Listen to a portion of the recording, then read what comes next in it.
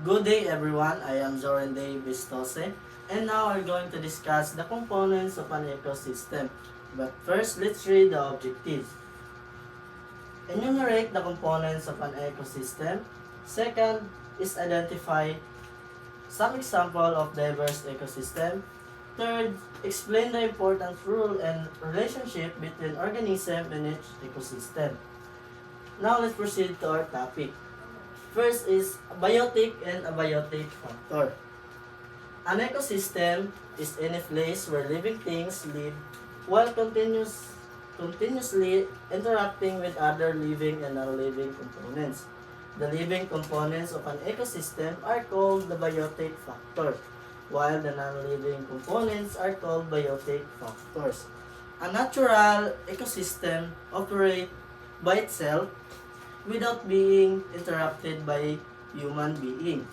This type of ecosystem can be terrestrial or aquatic.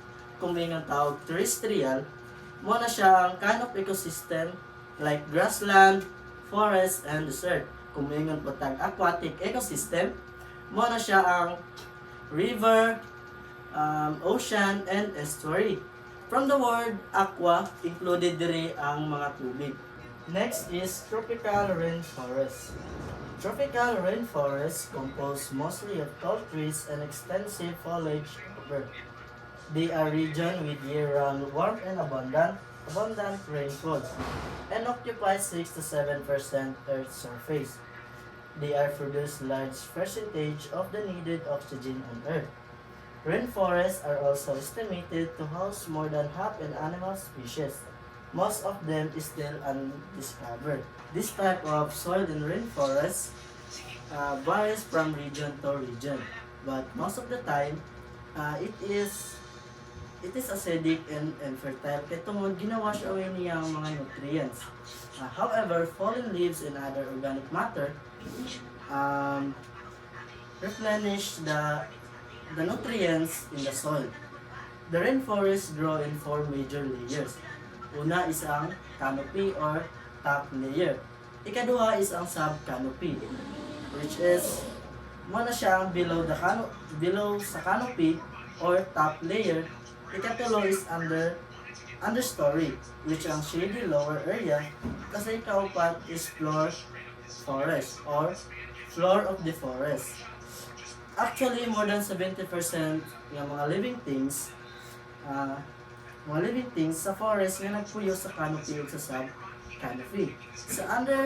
Sa understory pod, kay diri makita ang mga young plants, young trees, mga tanom nga na small farms.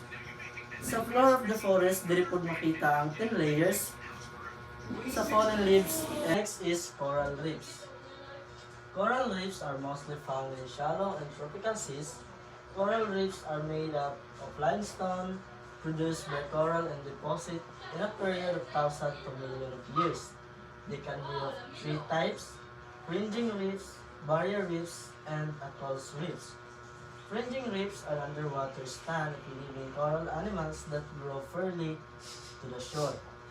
Barrier reefs occurs farther offshore and are separated from the shoreline by channel called lagoons. Atolls are roughly circular reef system that surround a deep or large lagoon. So kani sa coral reefs na siya three types, which is ang fringing, barrier, and atoll reefs. Si fringing reefs mo ni siya ang underwater na ginastan sa mga living animals nag-grow fairly close sa shore. Si barrier reef sub is separated siya from shoreline na ginatawag na to lagoons.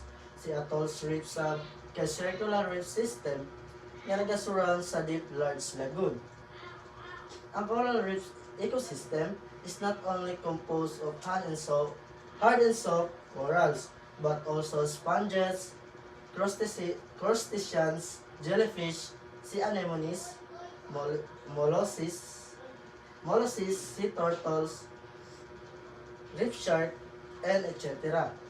tungod sa ilahang great diversity, ang competition may arise among the living things in the coral reefs. The last one is mangrove swamp. Mangroves are trees that grow along the coast. They are usually found in a shallow water along the mouth of bays, lagoon, and rivers. Mangroves can stand salty water because its root can filter out the salt before absorbing water into the flood.